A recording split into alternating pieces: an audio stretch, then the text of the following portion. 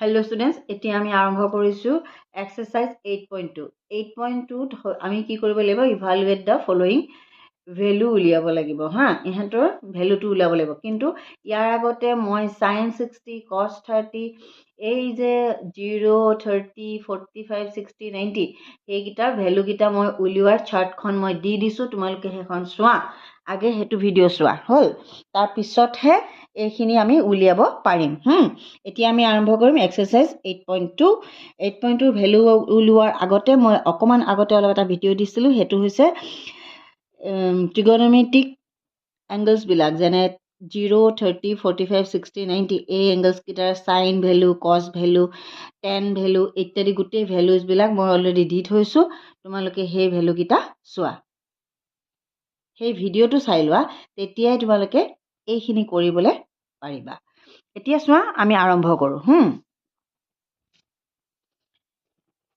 evaluate the following বুলি কোৱাৰ লগে লগে আমি এতিয়া কি কৰিব লাগিব আমি জানো যে since sin 60 ইকুৱেল টু কিমান এয়া চোৱা মই লাষ্ট ভিডিওত টেবুলখন কেনেকেনো বনাব পাৰি দি দিছো আৰু এতিয়া এইটো ভিডিওত মই টেবুলখন এখন লিখি লৈছো হল বহুত লৰা ছোৱালীয়ে এইখিনি মুখস্থ কৰোতে ভুল কৰে গতিকে টেবুলখন তোমালোকে কেনেকে উলিয়াবা কেনেকে ভ্যালু কিটা পাইছো মই অলৰেডি দেখাই দিছো গতিকে এতিয়া চোৱা sin 60 কিমান √3/2 হল আমি ইয়াত ভ্যালুটো লিখিম sin 60 ইকুৱেল টু √3/2 আকৌ cos 30 is সমান কিমান cos 30 চোৱা ভ্যালুটো √3/2 দেখিলা আকৌ এতিয়া sin 30 cos 60 হল sin 30 ভ্যালুটো কিমান পাইছো আমি sin 30 ভ্যালুটো কিমান পাইছো আমি sin 30 ভ্যালুটো হাফ হল হাফ আৰু cos 60 ভ্যালুটো কিমান পালো এয়া cos 60 ভ্যালুটো হাফ হাফ এটা since যেহেতু এখিনি ভ্যালুটো আমি পাতি ললো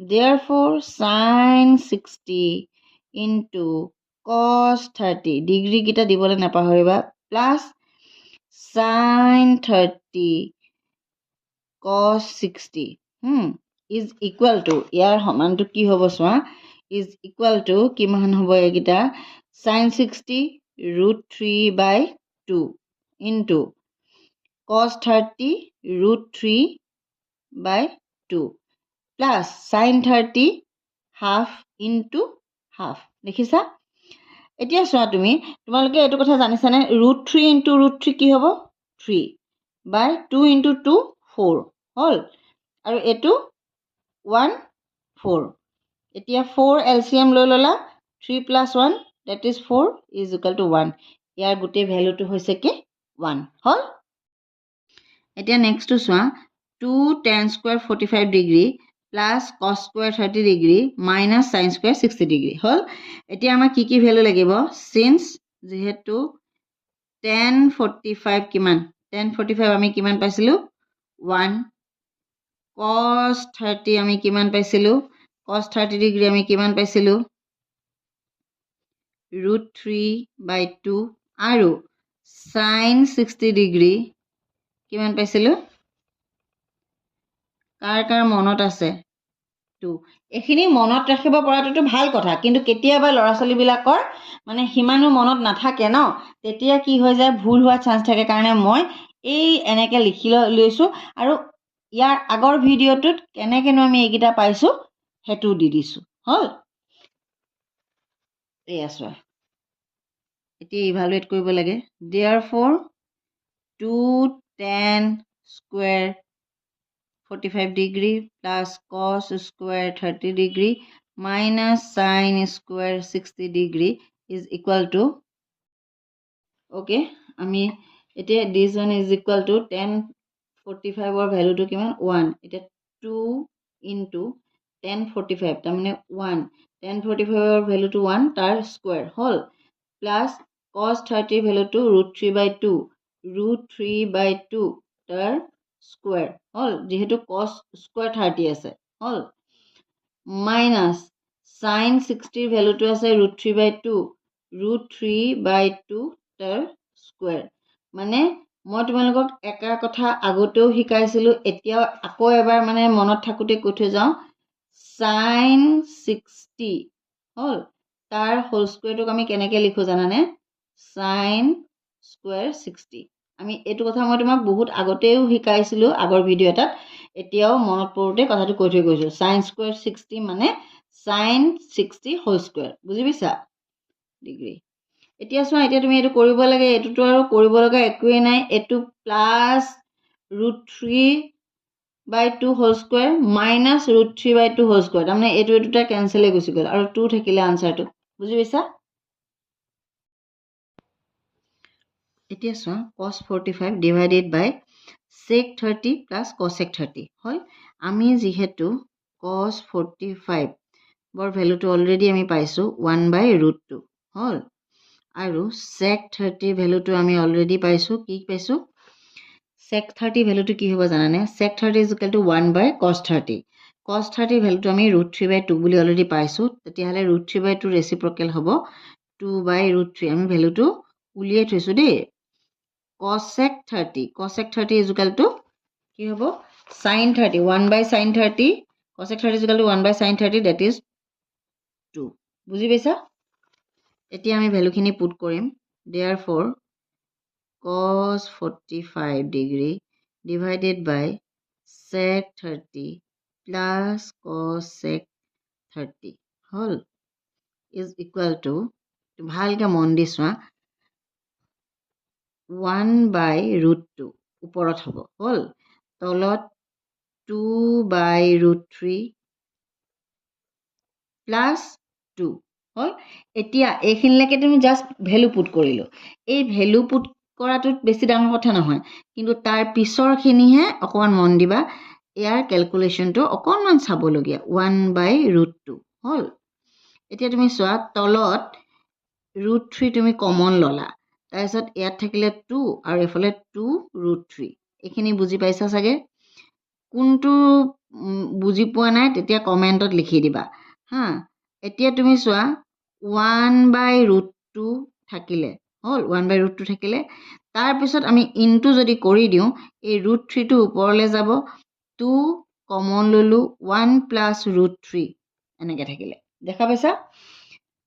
অ'কে, এতিয়া তোমালোকে চোৱা, এই √3টো এফালে লৈ আহোঁ, √3/√2 হ'ল, ইনটু 1/2 1 + √3। এইখিনিলৈকে বুজি পাইছা? এতিয়া তুমি চোৱা, আমি যিকোনো এটা বস্তু চিম্প্লিফাই কৰিবলৈ হ'লে আমি ডিনমিনেটৰত কি নাৰাখোঁ? ডিনমিনেটৰত আমি ৰেচনেল নাম্বাৰ নাৰাখোঁ হ'ল। ডিনমিনেটৰত আমি ৰেচনেল নাম্বাৰ নাৰাখোঁ। এতিয়া চোৱা, এই √2টোক আমি যদি অকল 2 কৰিবলৈ হয়, ৰেচনেল নাম্বাৰ নাৰাখিবলৈ হয়, তেতিয়া আমি কি কৰিম? এই √2টো আমি 2 কৰিবলৈ হ'লে ইয়াৰ লগত আমি এটা √2 আৰু এটা √2 ইনটু কৰি দিম। বুজি পাইছা? এই √3/2 আছেনে নাই? √3/2 আছেনে? তাক আমি অকল 2 ইনটু কৰিবলৈ হ'লে আৰু এটা √2 ইনটু কৰি দিম, আৰু লগতে এইটো। দেখা পাইছেনে? তাৰমানে ছাপ'জ 1, √2/2 আমি তাক ইনটু কৰি দিম, তেতিয়া এই ডিনমিনেটৰত কি হৈ যাব? √2 ইনটু √2 অনলি 2 হৈ যাব হ'ল। এইখিনি এইটো কথা বুজি পাইছেনে নাই মোক ক'বা। 2 1/1 + √3। এইটো কেলে আমি এইটোৱে কেলে ইনটু কৰিলোঁ? এইটোতো আছেই, কিন্তু ডিনমিনেটৰত আমি এই √2টো এনেকুৱা 2লৈ আনিবৰ কাৰণে আমি আৰু এটা √2 দি ইয়াৰ লগত ইনটু কৰিলোঁ। তলত যিহেতু এটা √2 ইনটু কৰিলোঁ, ওপৰত এটা √2 ইনটু কৰি দিম। যিহেতু আছে আমাৰ 1 এটা ইনটু হৈ, তাৰমানে √2 ডিভাইডেড বাই √2 হৈ গ'ল। বুজি পাইছা?